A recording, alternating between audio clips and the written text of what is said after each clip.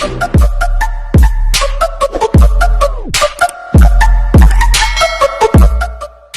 yung mga bunga ng pipino ko mga kamarites.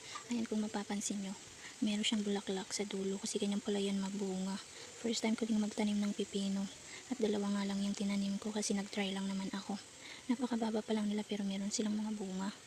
Ayan, ito nga yung mga aking tanim pang iba. Meron din ako dito ng ampalaya at sobrang worthy talaga ng pagtanim ko kasi sobrang dami ng bunga. Ayan, kung mapapansin nyo, hindi nga ako gumagamit ng fertilizer. Wala akong ginagamit na fertilizer sa mga tanim ko. Pero napakaganda ng mga bunga nila. Siguro dahil na din sa mataba ang lupa dito sa pinagtaniman ko, magaganda ang bunga nila. Ayan o, kung mapapansin nyo, worth it talaga yung pagtatanim ko ng gulay kasi nga napaka masaya kapag sobrang dami ng bunga ng mga tinanim mo kahit na napapagod ka sa pagdidilig nito. Araw-araw mong dinidiligan.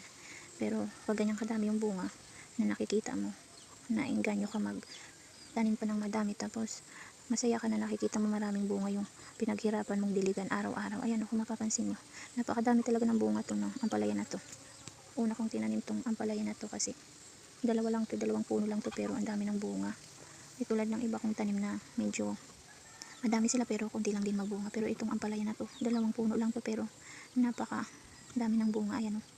Tapos marami na akong nakuha dito na ulam na namin.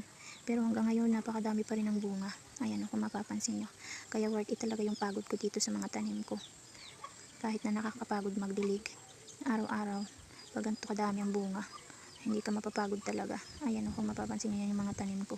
Meron din akong mga kamuting kahoy diyang tinanim kasi nga 6 months yan bago kunin. Kaya ganyan ka yabong yung mga dahon niya kasi nga maganda yung lupa.